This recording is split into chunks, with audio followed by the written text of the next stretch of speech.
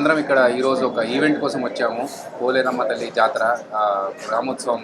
So మధ్యాహ్నం lunch బాగుంటుంది, నెల్లూరులో ఫుడ్ టేస్ట్ చేద్దామని చెప్పేసి కనకమాల్లో ఉన్న మంచి మాస్ రాయలసీమాస్. సో ఈ రాయలసీమాస్లో ఫుడ్ తినడం జరిగింది. నేను ఈరోజు వెజ్ కాబట్టి నేను ఎక్కువగా ఆస్వాదించలేదు, కానీ మా రాజమౌళి అండ్ కార్తిక్ శాంతి స్వరూప్ మాత్రం చేపలు కుమ్మేశారు. ఒకసారి ఆ టేస్ట్ ఎలా ఉందో వాళ్ళని అడిగి. ఎస్పెషల్లీ ఏంటంటే చేపల ఐటెం తిన్నా, ఎందుకంటే మన నెల్లూరు చేపల ఫేమస్ కదా చేపల పులుసుకు. ఈరోజు కొర్రమీరు ఇంకేంటి చేపలు రకరకాలుగా తెచ్చి బొమ్మడాయిల పులుసు అని చాలా అద్భుతంగా ప్రతిదీ, కానీ నా లైఫ్లో టేస్ట్ చేయాలి అంత బాగుంది.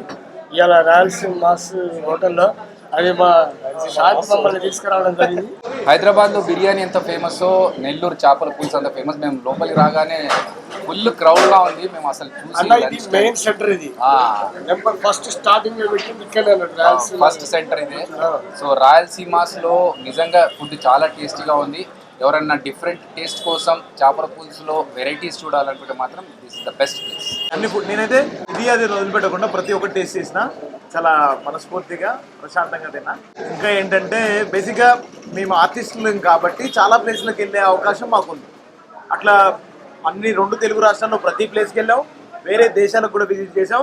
కానీ ఎక్కడి టేస్ట్ అక్కడిలాగా నెల్లూరు అంటే ఈ చేపల పులుసు, బొమ్మిడాల పులుసు అసలు నెవర్ బిఫోర్ నెవర్ ఆఫ్టర్. అంటే మాకు హైదరాబాద్లో ఇది దొరకదు. సో ఇక్కడ చాలా అద్భుతమైన టేస్ట్. అప్పుడు పంపించండి మాకు కూడా.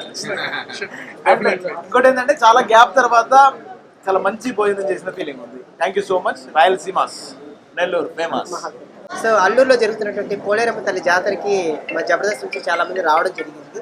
సో జబర్దస్త్ వాళ్ళు నెల్లూరుకి ఎప్పుడు వచ్చినా కూడా తెలిసిందే, నెల్లూరుకి మనకి ఫుడ్ పెట్టింది పేరు, అది కూడా చేపల పులుసుకి ఎస్పెషల్లీ. అయితే చేపల పులుసు ఎక్కడైనా దొరుకుతుంది, కానీ ఎస్పెషల్లీగా మన కనకమహాల్ సెంటర్లో మెయిన్ బ్రాంచ్ అయినటువంటి రాయలసీమాస్ మన కుమార్ గారి హోటల్కి మేము ప్రతిసారి వస్తూనే ఉంటాము. నాకు కొత్త కాదు, కానీ ఎప్పుడు వచ్చినా కూడా మా జబర్దస్త్ వారు ఒకటే అంటారు, మేము రాయలసీమకి రావడం జరిగింది.